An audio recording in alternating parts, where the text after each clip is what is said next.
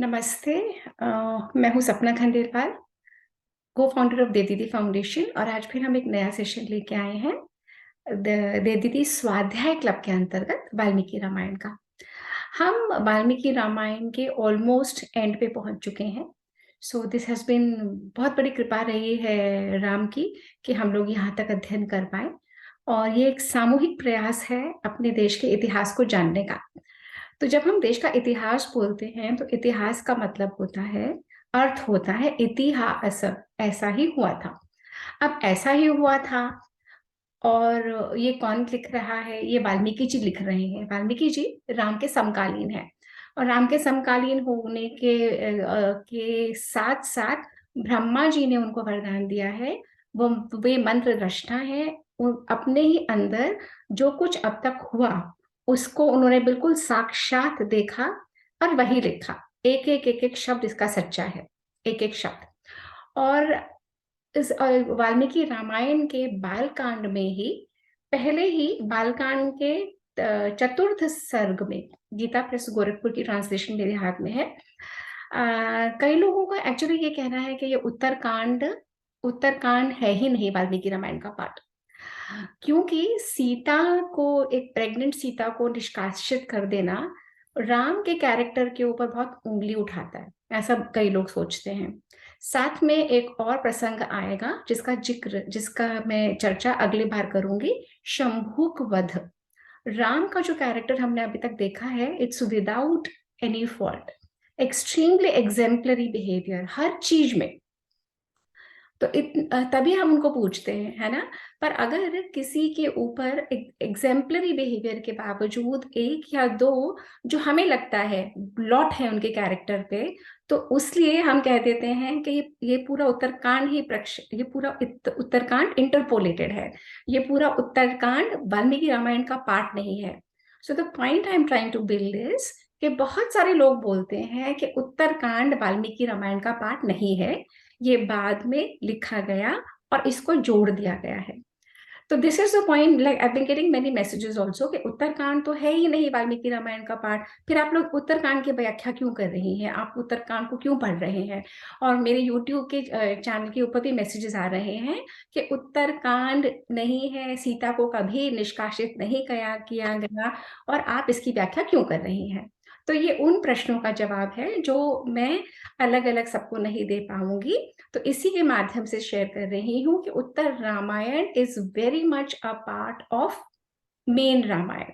और ये हमें कैसे पता लगता है, ये वाल्मीकि जी ने ही बालकांड के शुरुआत में, तो अगर आप उत्तरकांड को नहीं मानेंगे तो आपको बालकांड भी निगेट करना पड़ेगा। वो कैसे?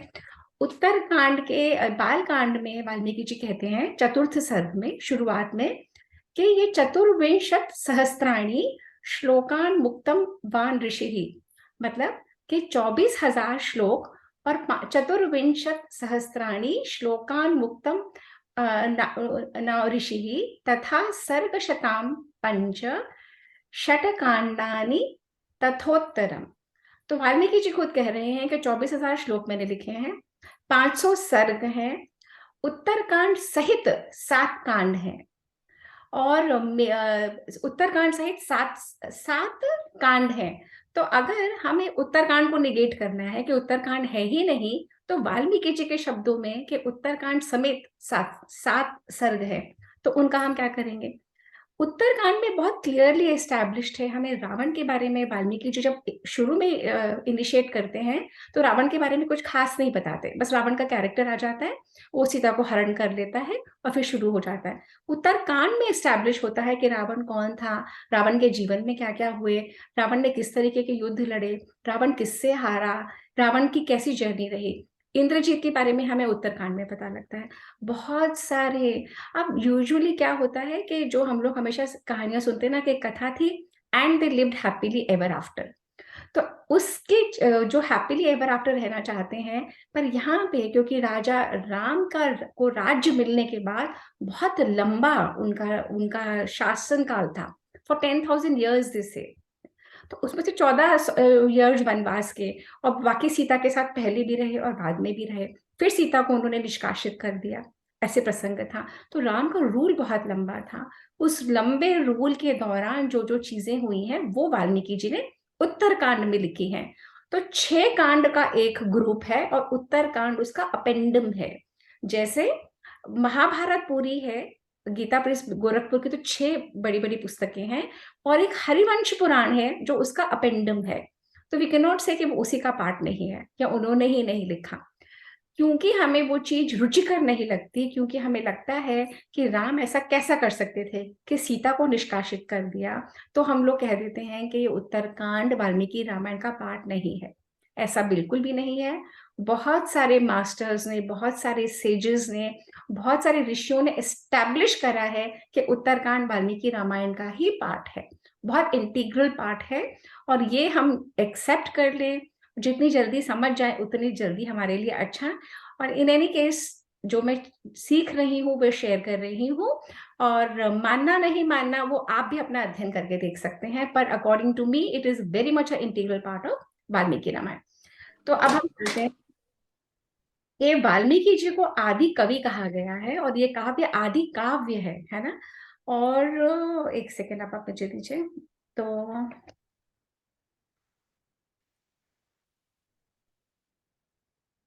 तो जैसे मैंने आपको पहले बताया था, अगर हम उत्तरकांड को निगेट करते हैं तो बहुत सारी चीजों पे जिस पे रामायण खड़ी है वो पूरी वो रहती जाएगी। तो उत्तरकांड उसका पार्ट है। अब आज जहां पे हम शुरू कर रहे हैं वो 61 चैप्टर से शुरू कर रहे हैं। हम उत्तरकांड के 61वें चैप्टर से कर रहे हैं, सर्ग से कर रहे हैं। पिछली बार जो मैंने लिया था 60 चैप्टर पे हमने खत्म करा था। और वहां पे हमने कहाँ खत्म करा था? हमने खत्म करा था कि राम का राज्य चल रहा है, अलग अलग ऋषि मुनि उनके दरबार में, उनके उनके महल में आते हैं, और वहां पे ब्राह्मण और विद्वान और जगह जगह के जनपदों के राजा और विद्वान श्रेष्ठ लोग उस सभा में बैठते हैं। उस सभा में बैठ के बहुत सारी चीजों के निर्णय लिए जाते हैं। पर चूंकि राम राज्य इतना सक्षम है हर स्फीयर में, तो ज्यादा लोगों को डिस्प्यूट होती नहीं है। तो इस तरीके से हम ये देख रहे थे। फिर हमने ये भी देखा था कि 51 ऋषि आए हैं बहुत सारे ऋषियों को लेके, और लगभग 100 ऋषि एक साथ इकट्ठे आए, ऋषि महात्मा मुनि, और राम के दरबार में उन्होंने कहा कि हमें आपसे मिलना है और प्रार्थना है। तो श्री राम ने बगैर सुने उन्हें कह दिया कि जिस कार्य के लिए आप आए हो वो मुझे स्वीकार है और वो कार्य होके रहेगा। तो 51 ऋषि बहुत प्रसन्न हुए कि बगैर सुने, हम तो इतने राजाओं के पास गए, किसी ने भी ये बात आज तक नहीं कही कि जो भी आप कार्य आपके मन में है वो पूरा होगा, परंतु आपने हमें आश्वासन दिया है, तो अब हमें पता है कि हमारी प्रॉब्लम्स खत्म हो जाएंगी। तो अब च्यवन ऋषि को क्या प्रॉब्लम थी? च्यवन ऋषि को ये प्रॉब्लम थी कि वो कह रहे थे कि उन्हें सारे ऋषियों को, सारे ब्राह्मणों को, सारे देवता समान पुरुषों को कोई तंग कर रहा था। कोई निशाचर, कोई राक्षस उन्हें बहुत जबरदस्त तंग कर रहा था, उन्हें जबरदस्त पीड़ित कर रहा था। तंग is not the right word, पीड़ित कर रहा था। वे बहुत व्यथित थे। क्यों? क्योंकि वो जो निशाचर, वो जो राक्षस था, वो ब्राह्मणों को खा जाता था, वो ऋषियों को खा जाता था, उनके यज्ञ तप तो विध्वंस करता ही था और साथ में खा जाता। और एक ही दिन में वो सहस्त्रों सहस्त्रों ऋषियों मुनियों को खा जाता था। तो च्यवन ऋषि इसी का निदान पाने, इसी का उपाय पाने श्री राम के पास आए थे। तो च्यवन ऋषि बता रहे हैं कि ये सतयुग की बात है। च्यवन ऋषि राम के दरबार में बैठे हैं और बता रहे हैं कि सतयुग की बात है। लोला नाम का एक दैत्य था, उसका बड़ा पुत्र, ज्येष्ठ पुत्र मधु, उसका बड़ा पुत्र मधु था। वो बहुत, अब यहाँ पे हमें ये देखना होगा कि ये जो दैत्य होते हैं, असुर होते हैं, राक्षस, हमें पता है रावण बहुत बड़ा ज्ञानी था, बहुत बड़ा विद्वान था। ऐसे ही ये मधु जो राक्षस है, ये ब्राह्मणों की बहुत ब्राह्मण भक्त था। ये शरणागतों को की रक्षा करता था, इसकी बुद्धि स्थिर थी, ये इसका स्वभाव उदार था, ये देवताओं का भी मित्र था, और ये बलशाली बहुत था, धार्मिक बहुत था। अब इसने घनघोर तपस्या करी भाई, अमरता प्राप्त करने के लिए महादेव के सामने। महादेव प्रसन्न हुए, महादेव आए, उन्होंने कहा मधु तुम्हें क्या चाहिए? मधु ने कहा मैं अमर होना चाहता हूँ। महादेव ने कहा इट नॉट पॉसिबल। फिर उन्होंने कहा और कुछ मांगो, तो मधु ने कहा, मधु नाम का दैत्य ने कहा कि मुझे एक शूल, मुझे कोई ऐसा अस्त्र दीजिए जिसकी वजह से मैं अपने आप की रक्षा कर सकूं, जो मेरे मित्र, जो मेरे शत्रु हैं उन्हें मैं मार सकूं, और मुझे कोई मारने आए उसी को मैं मार डालूं। तो ब्रह्मा जी ने उनको एक शूल, एक अस्त्र दिया। जब शूल अस्त्र दिया तो मधु कहने लगा कि ये आप can you please make sure कि ये हमेशा मेरे पास रहे, मेरे जाने के बाद मेरे पुत्रों के पास रहे। उन्होंने कहा नॉट पॉसिबल, मैं इतना कर सकता हूं कि ये एक पुत्र के पास तुम्हारे रहेगा, पर अगर उस पुत्र ने या तुमने ब्राह्मणों के विरोध कुछ भी काम करा, किसी भी के विरुद्ध कुछ भी काम करा, ये वापस तुम्ही को भस्म करके मेरे पास आ जाएगा। तो मधु ने कहा ठीक है। तो मधु का विवाह हुआ कुंभी नसी से, जो अनला की पुत्री थी। मधु और कुंभी नसी के विवाह के बाद उनका एक पुत्र पैदा हुआ जिसका नाम था लवण। अब मधु तो बहुत धार्मिक था तो दैत्य, पर धार्मिक था, ब्राह्मणों को की पूजा करता था, सब आचार विचार अच्छा था। पर मधु और कुंभी नसी का जो पुत्र था लवण, वो बहुत क्रूर था, बहुत भयंकर था, बहुत दुष्ट था। उसे लोगों को तंग करके ही, उसे लोगों को परेशान करके, व्यथित करके ही अपना जीवन जीता था। अब उसने ऋषियों को मारना, सबको करना, इतना ज्यादा अत्याचार मचाया। मधु बहुत दुखी हुआ। मधु ने अपने पुत्र को समझाना चाहा, वो नहीं समझा। फिर मधु सब कुछ त्याग के और समुद्र में जाके कहते हैं रहने लगा। पर मधु ने जाते जाते अपना ये शूल लवण को दे दिया, और लवण को बता दिया वरदान के बारे में। अब तो लवण और पावरफुल हो गया। अब लवण ने तो और अत्याचार करना शुरू कर दिया, क्योंकि वो जाता, उसका उसका क्या दिनचर्या थी कि वो जाता और अपने उसकी क्या दिनचर्या थी। राम, ये कथा कहाँ हो रही है, च्यवन बता रहे हैं, राम को बता रहे हैं उनके सभा में। तो राम कहते हैं कि अब मुझे ये बताओ कि ये जो मधु नाम का दैत्य है, ये कहाँ रहता है, ये क्या खाता है, इसका कैसा जीवन है।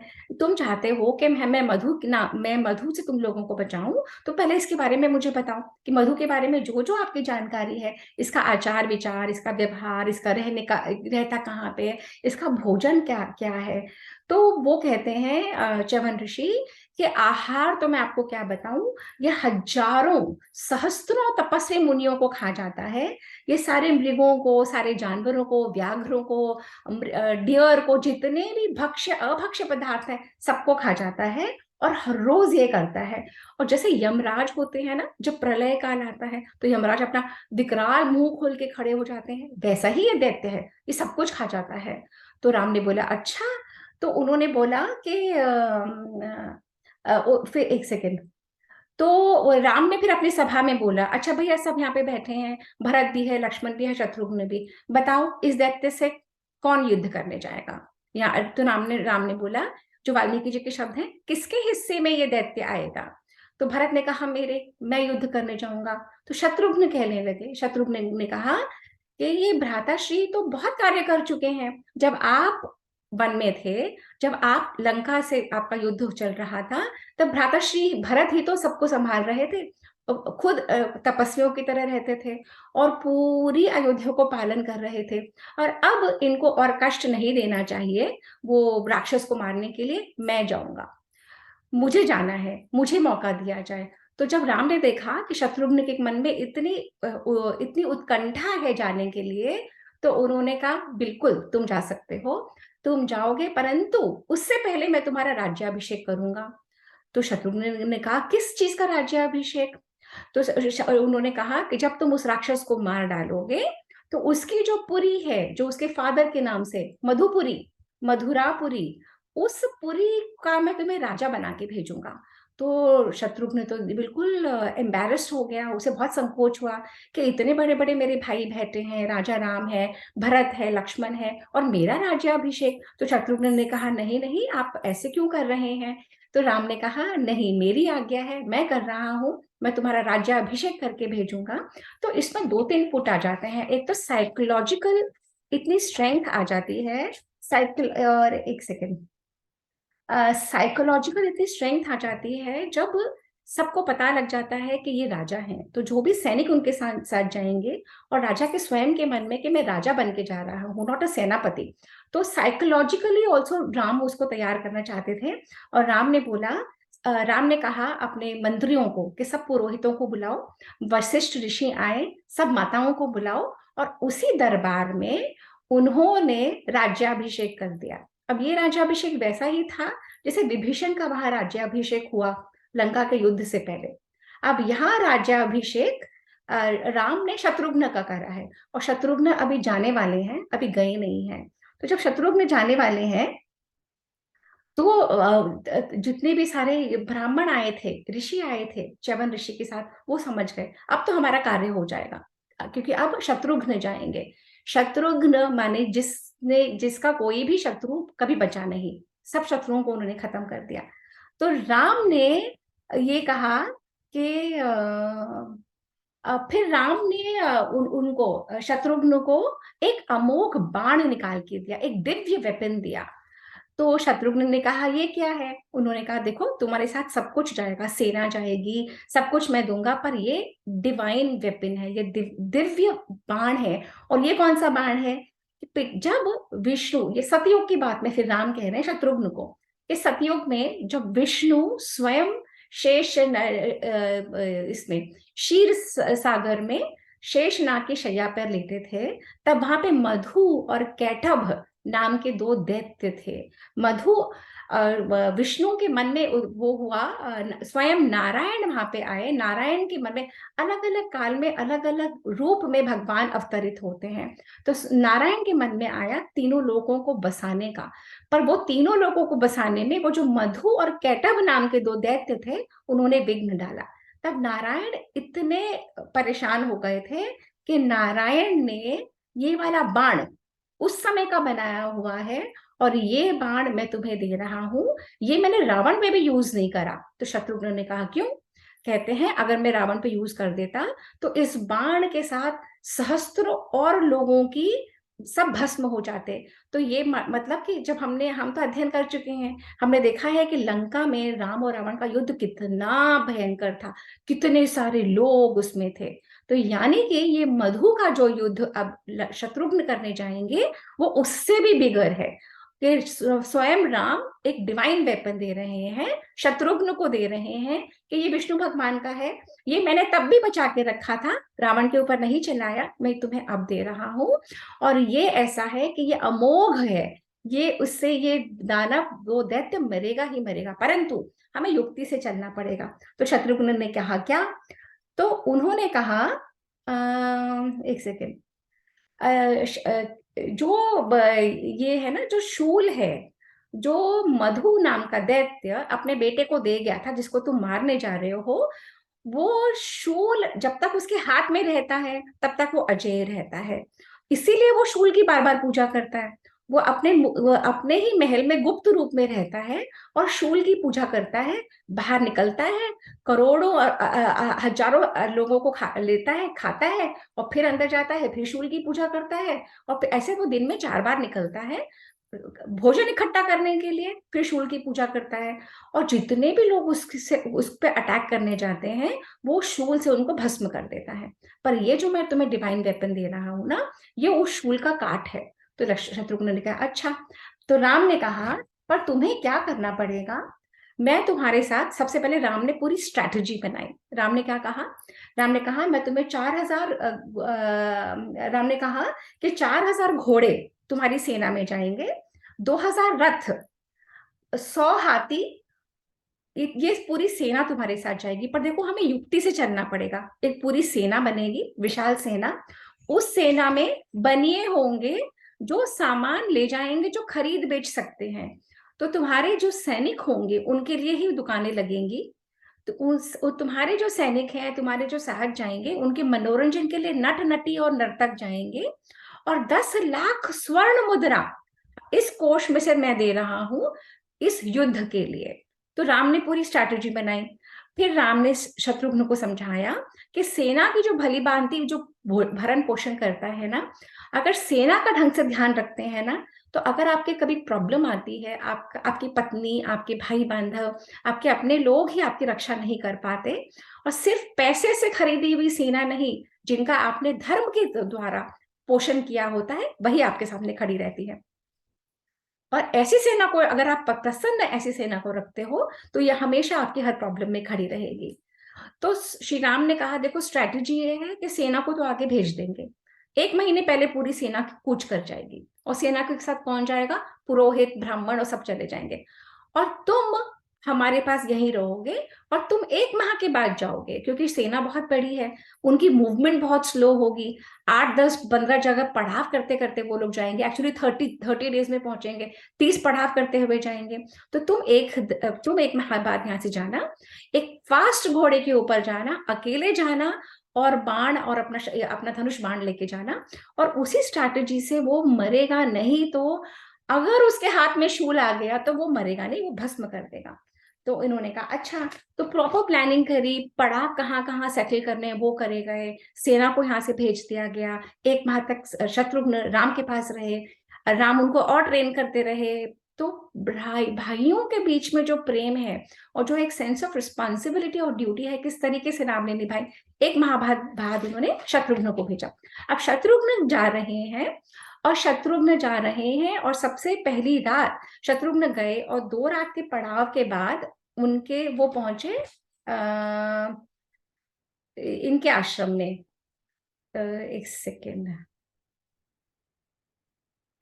2 रात के पड़ाव के बाद वो पहुंचे, मेरे मेरे माइंड से क्लैरिटी नहीं आ रही कौन से आश्रम में। तो वो पहुंचे वाल्मीकि के आश्रम में, तो पहुंचेंगे अगले दिन, है ना। तो एक सेकेंड, हाँ, वो एक आश्रम में पहुंचे, let's put it this way. तो जब जहां वहां पे आश्रम में पहुंचे तो उन्होंने कहा कि मैं दशरथ का पुत्र हूँ और श्री राम का, क्योंकि वो अकेले थे, उनके पास रहने का स्थान, उन्हें आश्रमों में ही रहना था, और मैं यहाँ एक रात बिताना चाहता हूँ। तो हाँ, ओके, माय फॉल्ट। वो वाल्मीकि जी के आश्रम में पहुंचे, तो वाल्मीकि जी के आश्रम में पहुंच के उन्होंने कहा मैं दशरथ का पुत्र हूँ और मुझे एक रात यहाँ पे बितानी है। तो वाल्मीकि जी हंसे, वाल्मीकि जी ने कहा ये तो तुम्हारे रघुवंशियों का घर है, आप ऐसे क्यों मुझसे पूछ रहे हो, आप आओ। वाल्मीकि जी ने उन्हें स्थान दिया, अर्घ दिया, पाद्य दिया, उन्होंने वो ग्रहण करा, और शत्रुघ्न ने, और उसके बाद वाल्मीकि जी और शत्रुघ्न का संवाद होता है। तो वाल्मीकि जी कहते हैं, शत्रुघ्न ने बताया कि ऐसे ऐसे वो दैत्य, मैं उससे लड़ने जा रहा हूँ। तो वाल्मीकि जी ने कहा मुझे तो पहले ही पता है, तो मैं ये जानना चाहता हूँ कि ये जो दैत्य है ना, ये जहाँ पे मैं जा रहा हूँ, इस तो उससे और कौन कौन लड़ने आया था, और जो लोग लड़ने गए थे उनका क्या हश्र हुआ। तो फिर वाल्मीकि जी उसे कथा में ले जाते हैं। वाल्मीकि जी कहते हैं कि ये वापस सतयुग में ले जाते हैं। वो कहते हैं सुदास नाम का एक राजा था, और उसका वो बहुत ही अच्छा राजा था, इक्ष्वाकु वंश का ही था, और उसका एक पुत्र था, उसका नाम था मित्रसह। मित्रसह शिकार करने गया, वहां पे 2 राक्षस दिखे। तो वो एक राक्षस तो सारे जानवरों को इकट्ठा करके खाया जा रहा था। तो वो मित्र से इतना क्रोधित हो गया कि जिन्हें मैं शिकार करने आया हूँ वो तो राक्षस पहले ही खाए जा रहा है। तो उसने अपना बाण निकाला और एक राक्षस को मार डाला। अब ये देख के दूसरा राक्षस इतना इतना ज्यादा क्रोधित हो गया, उसने शाप दिया इसको कि, और अदृश्य हो गया, शाप देके अदृश्य हो गया, और उसने कहा कि मैं देखता हूं तुमको कि तुमने मेरे दोस्त को कैसे मारा। अंतर्धान हो गया। अब वही राजा वाल्मीकि जी के मठ में बहुत सारे युगों के बाद आए, और उन्होंने यहाँ पे यज्ञशाला बनाई। तो लक्ष्मण पूछ रहे थे वाल्मीकि जी से कि ये आपके जो आश्रम में है जहाँ पे आप मुझे रुका रहे हो, उस कमरे के बाहर उस तरफ बड़ी यज्ञशाला है, वो किसकी है? वो इतनी ह्यूज है, लग बहुत बड़ी रही है, लग तो रहा है किसी राजा ने बनाई, है किसकी? तब वाल्मीकि जी उनको ये कथा सुना रहे हैं कि ऐसे एक राजा सुदास था, उसका पुत्र था, वो राक्षसों को शिकार करने गया, एक राक्षस को मारा, और कुछ समय के बाद उसने वहीं आके यज्ञ करा। उस यज्ञ को मुनि वशिष्ठ ने, उसके पुरोहित थे और उसको संभाल भी रहे थे। और उसी समय के जो दूसरा राक्षस अंतर्ध्यान हो गया था वो आ गया, और वो आ गया और उसने वशिष्ठ मुनि का भेष बना के, वशिष्ठ मुनि तब कहीं चले गए थे, वशिष्ठ मुनि का भेष बना के राजा को मिला, और उसने कहा कि आज यज्ञ का लास्ट डे है और हमें तो मांस वाला भोजन चाहिए, मीट का मांस युक्त भोजन चाहिए आज प्रसाद लगाने के लिए। तो राजा एक बार तो हैरान हुआ, और उन्होंने कहा पता नहीं वशिष्ठ जी कह रहे हैं तो ऐसे ही होता होगा। उन्होंने अपने रसोइये से बोला, रसोइये ने से कहा, रसोइये के तो हाथ पैर काम गए कि मैं मांस का भोजन कैसे बनाऊं। तो वो जो राक्षस था वो ही रसोइया बन गया, और वही मनुष्य का मांस, ह्यूमन फ्लैश ले आया और उसने वो भोजन पका दिया और राजा और अपनी वाइफ को दिया, राजा और रानी को, कि जाओ और आप वशिष्ठ ऋषि को दे दो। और वशिष्ठ ऋषि को जब वो देने गए, वशिष्ठ ऋषि तो क्रोधित कि मांस का भोजन तुमने दिया है, और उन्होंने श्राप दिया कि जो तुमने मुझे मांस दिया है, आज से तुम मांस भक्षी हो जाओ। और राजा सुदास तो इतने घबरा गए, वो भी इतने पावरफुल थे, वो भी कुछ श्राप देना चाहते थे वशिष्ठ मुनि को, पर उनकी पत्नी ने हाथ रोक लिया, नहीं, ये हमारे कुल के गुरु हैं, कुल के आचार्य हैं, इनको कोई श्राप नहीं देना। तो सुदास ने वशिष्ठ को कहा कि देखिए, आप ही तो आए थे, आपने तो कहा था। तब वशिष्ठ समझे कि कोई ये राक्षस की चाल है, तो उन्होंने कहा, अब तो मैं तुम्हें श्राप दे चुका, पर मैं एक काम कर सकता हूँ कि 12 वर्षों के बाद ये श्राप तुम्हारा उतर जाएगा। तो वाल्मीकि जी कहते हैं कि ये जो राक्षस है, ये इतना पावरफुल है, और ये मनुष्य भक्षी तभी से बना हुआ है, ये मनुष्य भक्षी है, इसका तोड़ तो यही है। अब ऐसे करते करते रात हो गई, तो शत्रुघ्न सोने चले गए, वाल्मीकि जी के आश्रम में रात हो गई। अब कुछ समय में शत्रुघ्न कमरे में सो रहे हैं, कुछ समय बाद बड़ी जोर जोर से आवाजें आने लगी बाहर से, बहुत खुशी की आवाजें।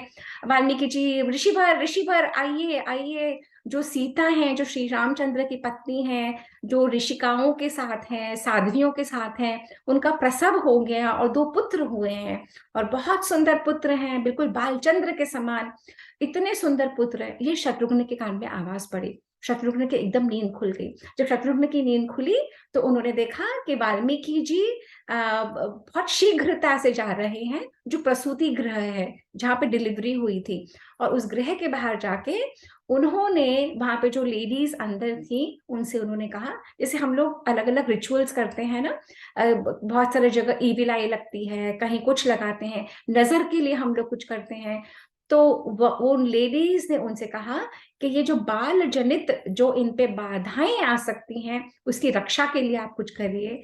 तो उन्होंने उसकी रक्षा के लिए कुशा कुशा जो होती है, जो दूब होती है, जो घास होती है, उसी में से जो बहुत फाइनर होती है ना, कुशा, उन्होंने एक मुट्ठी कुशा ली, उसको अभिमंत्रित करा, और कुशा लेके और कुशा के साथ लव लेके, लव में मुझे जितनी समझ है वो मुरमुरे होते हैं, I am not too sure, पर कुशा उन्होंने ली, कुशा को अभिमंत्रित करा, और लव उन्होंने लिया, लव को अभिमंत्रित करा, उन्होंने उन वृद्धाओं को दिया कि दोनों में से भी जो पहले उत्पन्न हुआ है, उसके ऊपर कुशाओं का से मार्जन करके उसकी बाधाएं शांत होंगी, और आगे से ये पुत्र कुश नाम से पूरे संसार में विख्यात होगा। और जो दूसरा, जो बाद में पुत्र उत्पन्न हुआ है सीता का, उसको उसके ऊपर लव से आप मार्जन करें, और ये जो बच्चा है, जो छोटा पुत्र है, ये लव के नाम से विख्यात होगा। तो क्योंकि हम लोगों ने कभी पढ़ी नहीं वाल्मीकि रामायण, तो हमें पता ही नहीं है कि कुश और लव का नाम ऐसे रखा गया।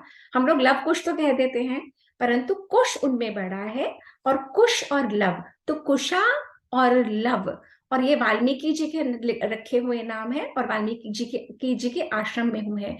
और ये सारी बात शत्रुघ्न के कान में जैसे ही पड़ी, शत्रुघ्न की आंखों से आंसू, भाव विभोर हो गए, चाचा बन गए। वो भागे भागे दौड़े दौड़े आए, और सीता माँ की प्रसूति गृह के बाहर खड़े होके, वाल्मीकि जी का इतना सुंदर विवरण है, सीता माँ के बाहर वहां से खड़े होके उन्होंने माता को कहा कि सीता माँ, इतनी खुशखबरी। तो वो दोनों पुत्र जो पैदा हुए, तब शत्रुघ्न वहां पे थे, और कहते हैं कि उन्होंने जात कर्म संस्कार जो बच्चों का होता है, वो उन्हीं के, क्योंकि सीता के पास कोई परिवार नहीं था, वाल्मीकि जी ही उनके सब कुछ थे। अब परिवार का कोई व्यक्ति, परिवार में से चाचा आ गए वहां पे जहां पे ये दोनों पुत्र पैदा हुए। तो ऐसे ही पूरी रात बीत गई, खुशी खुशी में पूरी रात शत्रुघ्न नहीं सो पाए। अगले दिन शत्रुघ्न ने वाल्मीकि जी से आज्ञा मांगी, और वो चले आगे। अब जब वो चले आगे, तो वो तो अकेले जा रहे थे, और पूरी सेना पहुंच चुकी थी, पूरी सेना पहुंच चुकी थी मधुरापुर से बहुत दूर, क्योंकि सारा स्ट्रैटेजी इस पर डिपेंड करती थी कि लवणासुर को भनक नहीं पड़नी चाहिए, मधुरापुर के लोगों को बिल्कुल पता नहीं लगना चाहिए कि क्या हो रहा है। तो यमुना तट से वो लोग गंगा तट तक महीने भर की यात्रा करके पूरी सेना रुकी हुई थी। शत्रुघ्न तो 4-5 दिन में पहुंच गए, और जब वो पहुंचे, वो च्यवन ऋषि वगैरह सबसे मिले, च्यवन ऋषि के साथ बैठे। वो लोग राइट टाइम का वेट कर रहे थे कि कब इस लवणासुर पे अटैक करना है। तो जब जब ये लोग बैठते थे तो कथाएं कहते थे, जैसे हम और आप कथाएं कह रहे हैं ना, कथाओं के माध्यम से इंटरेस्ट बना रहता है। तो हमें नींद भी अगर आती है ना, हूं करके हमारी नींद भी गायब हो जाती है, हम लोग सुन लेते हैं, है ना। पारुल हंस भी रही है यहाँ पे। तो कथाओं के माध्यम से च्यवन ऋषि और शत्रुघ्न शत्रुघ्न पूछते जाते थे, च्यवन ऋषि उत्तर देते जाते थे। तो शत्रुघ्न कहने लगे कि ये इतना बड़ा असुर है ना, जिसके लिए इतना सब हम कर रहे हैं, तो मैं इसके बारे में जानना चाहता हूँ। एक सेकंड बता रही होगी आपको।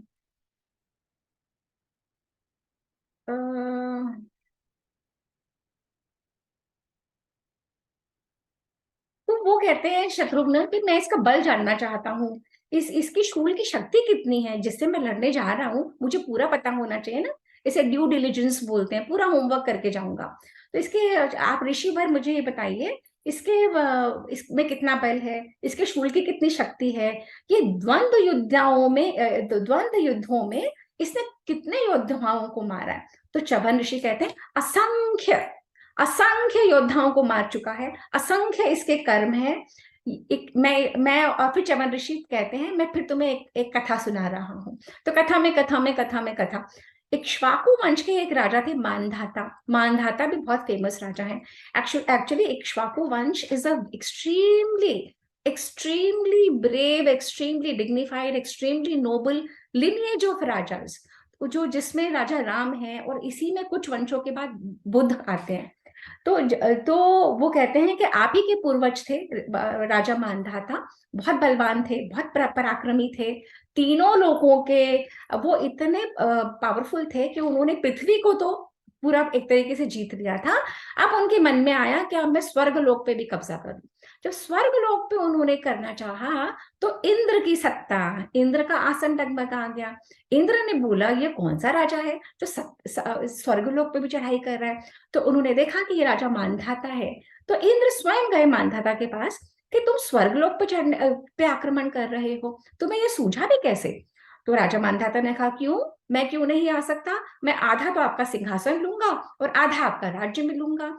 और यहाँ पे तो मनुष्य देवताओं की पूजा करते हैं, अगर मेरा आधा राज्य हो गया, आधा आपका सिंहासन, तो देवता भी मेरी पूजा करेंगे। तो इंद्र ने कहा दुर्बुद्धि, तुम्हें ये नहीं समझ कि मनुष्य लोक ही अभी तक तुमने पूरा तुम्हारे अधीन नहीं है। तो मानधाता ने कहा कैसे नहीं है, पूरा का पूरा मनुष्य लोक मेरे अधीन है। तो उन्होंने कहा जाओ तुम मधु के पास, मधु से पूछो कि वो तुम्हारे मानता है क्या। मधुवन में जाओ, मधुरापुर में जाओ, पूछो उससे वो तुम्हें मानता है क्या। तो मानधाता का तो इतना सा मुंह रह गया। मानधाता स्वर्ग लोक पर चढ़ाई करने जा रहे थे, वापस लौटे और उन्होंने एक दूत को भेजा, एक दूत को भेजा कि मैं राजा मानधाता हूँ, और मधु तुम आओ और तुम मुझे एक्सेप्ट करो कि मैं ही चक्रवर्ती राजा हूँ। तो वो जो जो वो था ये लवण, उसने तो दूध को ही खा लिया। अब दूध तो आया ही नहीं, मानधाता वेट करते रहे, दूध आया ही नहीं क्योंकि दूध तो खाया गया। तो मानधाता को अब बड़ा क्रोध आया। मानधाता अपनी पूरी सेना, अपने सब शस्त्रों को अस्त्रों को लेके पहुंच गए लवणासुर के सामने। अब लवणासुर के पास तो महादेव का, शिव जी के पास का दिया हुआ क्या था, एक ऐसा अस्त्र था जिसे वो किसी को भी भस्म कर सकता था। तो मानधाता ने कोई प्लानिंग नहीं करी थी, मानधाता पहुंच गए, वो आपस में वार्तालाप हुआ, वो क्रोधित हुआ, कहता है मैं नहीं मानता तुम्हारे वर्चस्व को। उसने शूल फेंका और ये पूरी की पूरी सेना मानधाता समेत सब सब भस्म। अब ये कौन बता रहा है, ये च्यवन ऋषि बता रहे हैं शत्रुघ्न को, उनके ही पूर्वज के बारे में। अब जहां पे हम पहुंचे हैं वो है, एक सेकेंड, अब पहुंचे हैं, अब हम 68 साल पे पहुंच गए हैं। अब यहाँ पे ये लोग वेट कर रहे हैं कि कब हम लवण पे अटैक करें। तो जैसा लवण का स्ट्रैटेजी थी, और राम ने बता दिया था कि ग्रीष्म काल खत्म होगा, उसके बाद वर्षा काल की शुरुआत में ही तुम अटैक करना, क्योंकि वही टाइम राइट है। राम ने पूरी स्ट्रैटेजी प्लान आउट कर दी थी शत्रुघ्न के लिए। तो जब लवण सुबह सुबह निकला अपने लिए आहार इकट्ठा करने, क्योंकि खाता बहुत ज्यादा था, तो सहस्त्रों जानवर, सहस्त्रों मनुष्य, इतने सारे तपस्वी हर मील में, तो जब वो इकट्ठा करने के लिए निकला, और सुबह का निकला वो दोपहर में आता था। तो शत्रुघ्न पूरे अपने अस्त्र शस्त्र लगा के, सारे वेपन्स लगा के, और उस पुरी के द्वार पे खड़े हो गए। और वहां से वो आया लवणासुर। अब जब वो आया, उसने बहुत सारा उठा रखा था, टनो मनो जितना भी वो लेके आया था सामग्री। तो उन्होंने कहा, हाँ तुम कौन? तो उन्होंने कहा, मैं शत्रुघ्न, मैं दशरथ का बेटा, राम का भाई। बोले, यहाँ क्यों आए हो? बोले, तुमको वध करने आया, तुम्हारा वध करने आया हूँ। तो वो हंसने लगा। वो कहता, मेरा वध करने? अब आहार तो स्वयं चल के आ गया मेरे मुंह में पड़ने के लिए, अब तो मैं तुम्हें खाऊंगा। तो शत्रुघ्न ने उसको और वो करा, इंसाइट करा, और अपशब्द कहे, उसने और अपशब्द कहे। इसने अपना सारा जो रखा था इसके हाथ में वो नीचे रखा, और शत्रुघ्न ने बाण मारे। और इसने क्योंकि इसके पास अस्त्र नहीं थे, हाँ, तो इसने पेड़ उखाड़े, पेड़ मारा शत्रुघ्न ने, और बाण मारे, इसने और पेड़ मारा। इतना ज्यादा पावरफुल था कि 2 सेकंड के लिए शत्रुघ्न की यहाँ पे लगी और उनको मूर्छा आ गई। अब शत्रुघ्न को मूर्छा आ गई, इसको तो लगा शत्रुघ्न मर गया। तो जैसे ही शत्रुघ्न उसको लगा मर गया, तो इसमें तो राक्षस बुद्धि, इसने तो सारा जितना सामान था, आहार जो लाया था, वो इकट्ठा करना शुरू किया। सब फैल गया था जैसे उसने रखा, सब इकट्ठा करना शुरू किया। उतने में ही शत्रुघ्न की मूर्छा टूटी। अब शत्रुघ्न ने देखा कि वो तो इकट्ठा कर रहा है, तो उन्होंने वो बाण लेके और उसको मारने के लिए करा। तो कहता है, रुको रुको रुको, मैं अपना शूल ले आऊं। तो शत्रुघ्न कहते हैं, अच्छा मैं ही बेवकूफ दिख रहा हूँ कि आया हुआ हाथ में जो मेरा वो है, ये एनिमी, जो मेरा शत्रु, और उसको मैं छोड़ दूं? इतना बेवकूफ मैं नहीं हूं कि बातों के जाल में आ जाऊं और तुम्हें छोड़ दूं कि तुम जाओ और अपना युद्ध अपने ले आओ। मैं ये धर्म का युद्ध लड़ रहा हूं, तुम अधर्मियों की पराकाष्ठा हो। और शत्रुघ्न ने वो निकाला अपना बाण। जब वो निकाला और मारा, उससे पहले सारे देवता घबरा गए। सारे देवता सारे के सारे पहुंच गए ब्रह्मा जी के पास। हमारा चित्त बहुत परेशान हो रहा है, अब हम क्या करें? ब्रह्मा जी ने कहा, क्या हुआ? तो उन्होंने कहा कि एक इस तरीके का, एक हमने शत्रुघ्न के हाथ में देखा है, और उसके तेज की वजह से तो हमें लग रहा है कि पूरी पृथ्वी का प्रलय हो जाएगा। पूरे मनुष्य लोगों का ही नहीं, तीनों लोगों का संहार का समय है क्या? आप जरा हमारी चिंताओं का वो करिए, या शत्रुघ्न को का कहिए कि वो वाला वेपन ना यूज करें। तो ब्रह्मा जी ने कहा, बिल्कुल चिंता मत करो, ये जो चल रहा है ये इस ऐसे ही होना है, उसी के द्वारा वो मरेगा। तुम जाओ और युद्ध को देखो। तो सारे के सारे वो लोग आ गए, आकाश में स्थित युद्ध को देखने लगे। नीचे युद्ध चल रहा है, एक्सट्रीमली एक्सट्रीमली जिस लेवल का युद्ध था। तो शत्रुघ्न ने वो बाण निकाला और मारा, और सब कुछ स्वाहा, सब कुछ भस्म। और देवताओं ने वर्षा करी एंड शत्रुघ्न को, फिर शत्रुघ्न को राम ने एक और चीज कहा था। शत्रुघ्न ने जब राम के लिए स्ट्रैटेजी बनाई थी, उन्होंने कहा, मैं तुम्हें राज्याभिषेक कर रहा हूं कि तुम में वो कैपेबिलिटी है, तुम नए नए नगर बसा सको, तो तुम्हें उस लवण को मारना है। मधुरापुर, जो लवण के फादर के नाम से जो पुरी है, उसको बसाना है, और तुम्हें वहां पे राज्य करना है। तो जब ये लवणासुर मर गया, तो वहां पे सब सारे वहां पे दरबारी आए, वहां पे वो पुरी के अंदर गए। उस पुरी को पूरी तरीके से शत्रुघ्न ने, वाल्मीकि जी कह रहे हैं, 12 वर्ष रह के और उस पुरी को बसाया। और उस पुरी को बसाने में जो वाल्मीकि जी ने डिस्क्राइब करा है, अच्छा इसमें एक पॉइंट और है क्या? वो लवण से जब युद्ध हो रहा था शत्रुघ्न का, तो लवण कहता है, अच्छा तुम वही हो राम के भाई, जो जिस राम ने रावण को मारा है ना, वो रावण मेरी मौसी शूर्पणखा का भाई है। तो शूर्पणखा रावण की कजन सिस्टर थी। तो शूर्पणखा नहीं, शूर्पणखा राम की रियल सिस्टर थी। मैं दूसरी किसी और के बारे में भूल गई। रावण मेरी मौसी शूर्पणखा का भाई है। तो वो कहता है कि राम ने ना सिर्फ रावण को बल्कि पूरे राक्षस कुल को समाप्त करा है ना। अब देखो मैं तुम्हें कैसे मजा चखाता हूँ। इन एनी केस युद्ध हो गया, अब वो मर गया। अब वो मर गया तो मधुपुरी को कैसे एस्टैब्लिश करते हैं राम, शत्रुघ्न? शत्रुघ्न कहते हैं कि 12 वर्षों में वाल्मीकि जी कहते हैं कि शत्रुघ्न ने 12 वर्षों में मधुपुरापुरी को इतने सुंदर तरीके से एस्टैब्लिश करा। वहां पे किसी को कोई भय नहीं था, सब सुख सुविधा से संपन्न थे वहां के लोग। सारे खेत हरे भरे थे, समय पर वर्षा होती थी, सब लोग सुरक्षित थे क्योंकि शत्रुघ्न इतने अच्छे रूलर थे। जो नगरी इतनी सुंदर थी, अर्धचंद्राकार की थी, सारे गृह सुंदर थे, सारे चौराहे बाजार गलियां और चारों वर्णों के लोग वहां पे बहुत प्रेम से रहते थे। जो मकान पहले के बने हुए थे उन पे सफेदी चित्रकारी हुई, बहुत सारे उद्यान, बहुत सारे विद्यास्थल, स्कूल्स, बहुत सारे एंटरटेनमेंट के प्लेसेस, बहुत सारे मंदिर, बहुत सारी चीजें शत्रुघ्न ने बनाई। वो वहां पे देश विदेश से लोग क्रय विक्रय, एक्सपोर्ट इंपोर्ट करने के लिए आते थे, और बहुत समृद्धशाली देश था इस तरीके का मधुरापुर था। अब 12 वर्ष बीत गए, शत्रुघ्न वहां पे पालते रहे। अब शत्रुघ्न ने कहा, अब मैंने जो मेरे भाई ने कहा, मैंने सब कुछ करा, मैंने उसको भी मार दिया, मैंने पुरी को भी बसा दी, अब मैं श्री राम को देखे बगैर नहीं रह सकता। तो कुछ सैनिकों को लेके शत्रुघ्न निकले वापस अयोध्या जाने के लिए, और अपने बेस्ट मंत्रियों को और बेस्ट सेनापतियों को उन्होंने उस पुरी की रखवाली के लिए, देखने के लिए, उसको संभालने के लिए अपॉइंट करा, और निकले। जब वो निकले, कई जगह पड़ाव करते करते करते वापसी में फिर भी रुके वाल्मीकि आश्रम। वाल्मीकि आश्रम में जब वो अंदर गए तो वाल्मीकि जी ने उनका बहुत सत्कार करा। वाल्मीकि जी ने कहा, तुमने इतना बड़ा कृत्य करा है। जो रावण को राम ने मारा वो भी बहुत यत्नों के बाद किया था, उसके लिए बहुत सारी प्लानिंग हुई थी, बहुत सारे देवताओं को अपने संतान पैदा करनी पड़ी थी, बहुत सारा कुछ हुआ था जब भी राम का अवतार हुआ था और रावण को मारने के लिए। पर थे शत्रुघ्न, तुमने तो इतने बड़े दैत्य को यूं ही मार दिया, अकेले ही मार दिया, बिना सेना के मार दिया, और मैं तुम पे बहुत प्रसन्न हूँ। उन्होंने, वाल्मीकि जी ने शत्रुघ्न को गले से लगाया और कहा, मैं तुम्हारे केशों को, तुम्हारे सर को यहाँ से सूंघना चाहता हूँ।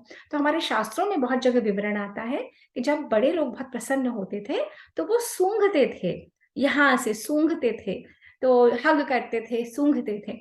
तो वाल्मीकि जी ने वही करा। वाल्मीकि जी ने कहा, तुमने बहुत बड़ा कार्य करा है, देवताओं का, मनुष्यों को, सब लोगों को त्राण दिया है, सबकी परेशानियां खत्म करी है। उसके बाद उन्होंने उनको भोजन दिया। उसके बाद जब वो रात्रि में कक्ष में जाने लगे थे, तो इतना सुंदर मधुर गान उस आश्रम में, जैसे संध्या के समय पूजाएं होती हैं, आरतियां होती हैं, वैसे उतना सुंदर मधुर गान आश्रम में हो रहा था। और वो कैसा गान था? वो काव्यबद्ध था, वो वीणा की लय, वीणा के साथ गाया जा रहा था। वो हृदय, कंठ और मूर्धा, there are 3 points from where हमारी स्पीच निकलती है। हृदय से, यहाँ से, और एक कंठ से, अलग अलग संस्कृत के अलग अलग वर्णावली में अलग अलग पॉइंट स्पीच निकलती है। तो हृदय, कंठ और मूर्धा। मूर्धा is the palate, when we close the palate like प, और द लिप्स। तो अलग अलग 5 स्थानों से हमारी बोली निकलती है। यहाँ पे 3 स्थानों का जिक्र है कि हृदय, कंठ और मूर्धा को इतनी प्लेजेंट लगने वाली संस्कृत के श्लोकों में व्याकरण, छंद, काव्य, संगीत, शास्त्र, सबकी पराकाष्ठा, सब लक्षणों से संपन्न, और ताल भी बहुत उचित, और सभी अक्षर एवं वाक्य सच्चे, एक एक अक्षर उस काव्य का सच्चा। ये शत्रुघ्न सुन रहे थे, शत्रुघ्न के साथ जितने भी लोग आए थे वे सुन रहे थे। और वो क्या कह रहे थे, वो रामायण, वो जो बोल रहे थे, जो घटनाएं हो चुकी थी, जो वह बहुत पहले हो चुकी थी, उन घटनाओं का को गा के बोल रहे थे। तो सब लोग, शत्रुघ्न तो एकदम भाव विभोर हो गए कि ये क्या, जो मैं देखता था, जो हमारे साथ हुआ, वो यहाँ पे बोला जा रहा है, यहाँ पे गाया जा रहा है। और सारे के सारे जितने भी उनके साथ, उनके साथी थे, उनके सैनिक थे, वो सब इतने हैरान कि ये हम यहाँ पे क्या सुन रहे हैं, जो हमारे साथ हो चुका है। क्योंकि कितने सारे सैनिक थे जिन्होंने सारे वही युद्ध लड़े थे, है ना, जो उन्होंने देखा था, जो राम के साथी थे। तो उन्होंने कहा, जो हमारे साथ हुआ वो यहाँ पे हम सुन रहे हैं। दे वर सो अस्टोनिश्ड। तो जैसे हमारी लाइफ की हिस्ट्री के बारे में अगर कोई नरेट करता है, तो हमारा जीवन घूम जाता है ना। जहां मैं छोटी थी, मैं स्कूल में जाती थी, मैं ऐसे करती थी, मैं वैसे करती थी, suddenly comes alive in front of you. तो ये रामचरित का गायन जहां पे हो रहा था, जिस आश्रम में, अद्भुत था। सब लोग आश्चर्यचकित हो गए। सबने कहा, प्लीज आप पूछे ना वाल्मीकि जी से, ये क्या है, कौन गा रहे हैं। शत्रुघ्न ने कहा, नहीं, सिर्फ कुतूहल की, सिर्फ क्यूरियोसिटी की वजह से हमें किसी ऋषि को डिस्टर्ब नहीं करना चाहिए। ऋषियों मुनियों के आश्रमों में तो बहुत आश्चर्य की चीजें होती रहती हैं, ये दिव्य पुरुष हैं। और ये कह के वो सो गए। अगले दिन वो उठे, उन्होंने वाल्मीकि जी से आज्ञा ली, और उनको क्यों बहुत उतावली थी श्री राम को मिलने के लिए, वो सब लोगों के साथ अयोध्या पहुंचे। अयोध्या में वो राम के दरबार में गए।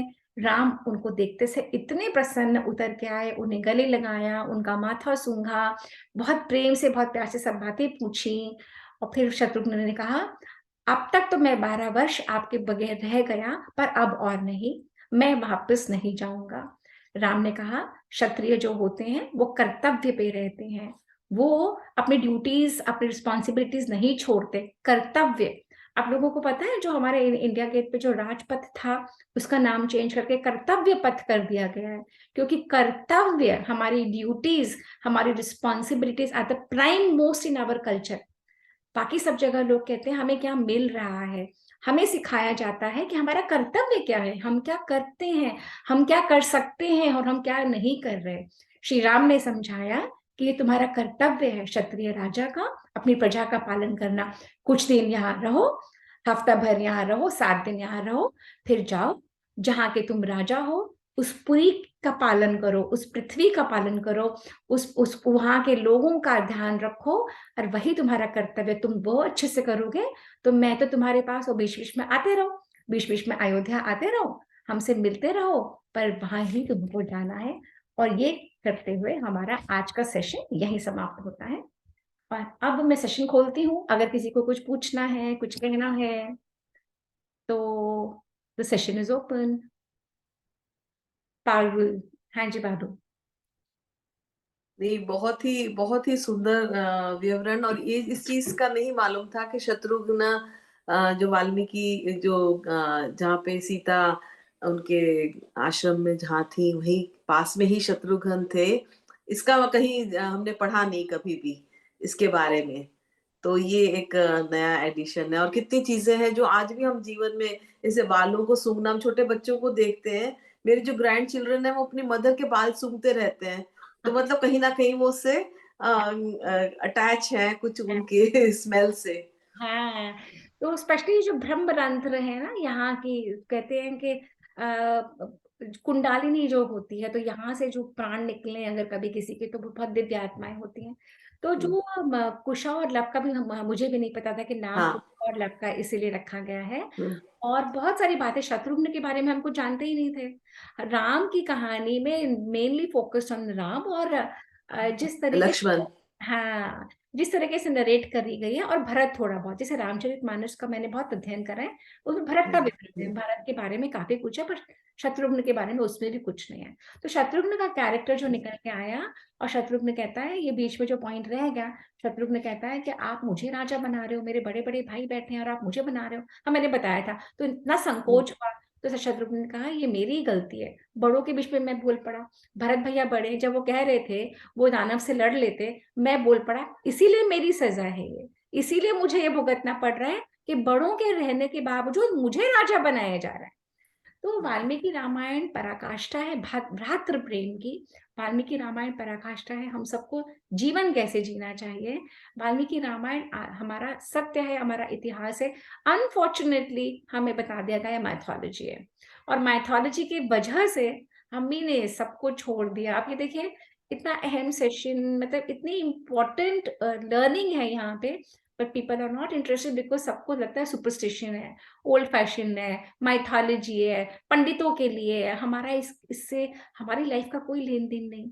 पर यही तो है कि हमारी लाइफ के साथ ही ये है, इसी में से हमें प्रिंसिपल्स मिलते हैं अपनी लाइफ को जीने के, है ना। बिल्कुल। तो कुछ और किसी को कुछ कहना है, या मैं थोड़ा सा अगली बार के बारे में बता के and will wind up at 5। तो बेसिकली क्या है, सीता जी के निष्कासन की वजह से बहुत सारे लोग मानते हैं कि ये गलत है। पर अगर ये गलत था तो बालकांड में सीता के ही आश्रम में लव कुश मिले, है ना, सीता भी वहीं रहती थी। ये बार बार ये दोनों साथ साथ चलते हैं। तो बहुत सारे लोग ये भी कहते हैं कि राम ऐसा कर ही नहीं सकते थे। तो इसके बाद में एक एक सेकेंड और भी है, इसमें से जो मैंने एक पॉइंट लिखे थे कि आजकल क्या होता है, जब राम के दरबार में भद्र नाम का व्यक्ति आया, और भद्र ने कहा, राम ने पूछा कि आप मुझे बताओ कि हमारे बारे में, परिवार के बारे में क्या बातें होती हैं। तो भद्र ने बताया बहुत अच्छी बातें होती हैं, पर पूरा का पूरे अयोध्या बात कर रही है कि जो आपकी पत्नी ने कार्य करा फिर आपने घर रख लिया, क्योंकि वो तो 1 वर्ष रही थी किसी के यहाँ। तो हमारी पत्नियां कहती हैं अगर मैं किसी के साथ रह आई तो क्या हुआ। तो अगर श्रेष्ठ का आचरण खराब होता है या श्रेष्ठ पे कोई उंगली उठा सकता है, तो पूरी प्रजा में से हर कोई उच्छृंखल, हर कोई कुछ भी कर सकता है। तो श्री राम जब तक लंका में युद्ध लड़ रहे थे तब तक वो निष्कासित तब तक वो राजा नहीं थे, पति का धर्म था, पति धर्म थे। परंतु यहाँ पे गद्दी पे जब वो बैठे हैं तो राजा का धर्म है। अब श्री राम को डिसाइड करना था। अच्छा, अब आप ये बताओ कि अगर कोई शक होता है, अगर हम किसी के खिलाफ पुलिस में कंप्लेंट करते हैं और वो शक अगर वैलिड निकलता है तो पुलिस उसको उठा के जेल में डाल देती है और फिर ट्रायल चलता है ना। ट्रायल पहले तो नहीं चलता ना पारुल। अगर किसी पर ट्रायल चलता है तो पहले जेल हो जाती है, जेल में से ही ट्रायल चलते हैं। तो यही जो आज होता है यही तब हुआ। श्री राम ने लोगों के कहने पे, भद्र के ही कहने पे नहीं, पूरी प्रजा में बहुत बातें हो रही थी। वाल्मीकि जी बताते हैं जब पूरी प्रजा में इतनी बातें हो रही थी, उनकी पत्नी पे, उनके आचरण पे उंगली उठाई जा रही थी, तो उन्होंने सीता जी को भेज दिया वाल्मीकि जी का आश्रम, एक तरह से जेल में, एक तरह से अलग। और फिर उनका ट्रायल हुआ, उनका ट्रायल भी अब होगा जब उत्तरकांड में हम आगे बढ़ेंगे, जब कुश और लव आएंगे और राम के सामने अब रामचरित गायन करेंगे, तब सीता जी को बुलाएंगे। तो एग्जैक्टली वही सिनारियो है, पर जो जेल वर्ड है वो नहीं यूज करा, परंतु लोगों की शक के बेसिस के ऊपर भी आपको जेल में डाल दिया जाता है और फिर कहते हैं कोर्ट में लड़ते रहो। होता है ना, यही एग्जैक्टली यही सिनारियो हुआ। तो ये जो जितने हम अध्ययन करते जाते हैं उतनी हमारी लर्निंग और गहरी होती जाती है और नए नए पुट आ जाते हैं। तो ये सब भी मुझे अभी पता लगा जब मैं इस सेशन के दौरान तैयारी कर रही थी। तो इसीलिए जस्ट बिकॉज हमें अनुकूल नहीं लगता कि प्रेग्नेंट वाइफ को कोई कैसे निकाल देगा, इसलिए हम कहते हैं कि ये है ही नहीं इसका हिस्सा। उत्तरकांड में जितनी लर्निंग है हर कैरेक्टर के बारे में, रामायण के, राम के बारे में कि राम का शासन कैसा था, राम कैसे जिए, कैसे रहे, क्या करते थे, क्या नहीं करते थे, वो हमें उत्तरकांड से ही क्लियर होता है ना। तो एक ये पॉइंट बनाना था। और दूसरा पॉइंट ये था कि वो जो श्लोक मैंने लिखे थे कि कौन से श्लोक है, कि अपनी राष्ट्र की प्रजा को प्रसन्न रखने के लिए तथा उनकी प्रसन्नता के लिए ही विदेह नंदिनी सीता को वन में त्यागा राम ने। वो बार बार वाल्मीकि जी बहुत क्लियर है कि इसीलिए त्यागा अपनी राष्ट्र की प्रशंसा के लिए। और तो I have covered it all, mostly I have covered it all. So I think we can mind the session. तो आज मंत्र रह गया शुरुआत में करने से, अब कर देती हूँ और फिर हम सेशन वाइंड अप करते हैं। ओम रामाय रामचंद्राय रामभद्राय वेधसे रघुनाथाय नाथाय सीताया पतये नमः। ओम रामाय रामचंद्राय रामभद्राय वेधसे रघुनाथाय नाथाय सीताया पतये नमः। तो जैसे कुछ लोग मुझे रीच आउट कर रहे हैं, अगर आप लोगों को भी कोई क्वेश्चंस हो यहाँ पे जो सेशन में, इसके अलावा जो सोशल मीडिया पे देख रहे हैं, please feel free to reach out and then will try and surely answer your questions in one session. Thank you so much. हरिओम। और इन्हीं शब्दों के साथ हम आज का सेशन यहीं समाप्त करते हैं और अगले सैटरडे को मिलेंगे बच्चों के सेशन में, जहाँ पे हम वाल्मीकि रामायण कर रहे हैं, पर शुरू में है, बिल्कुल बालकांड में ही है। और अगले सैटरडे को इसी का सेशन होगा वाल्मीकि रामायण का, एंड वेरी इंपॉर्टेंट शंभूक वध, वो जरूर देखें। शंभूक वध की वजह से ही राम के कैरेक्टर पे बहुत उंगलियां उठाई जाती हैं और उसी के नाम पे बोल बोल के लोगों को कन्वर्ट किया जाता है दूसरे धर्मों में कि राम का ऐसा कृत्य है तो तुम क्यों फॉलो कर रहे हो। तो वो सेशन जरूर सुनिएगा। हरिओम। Thank you everyone.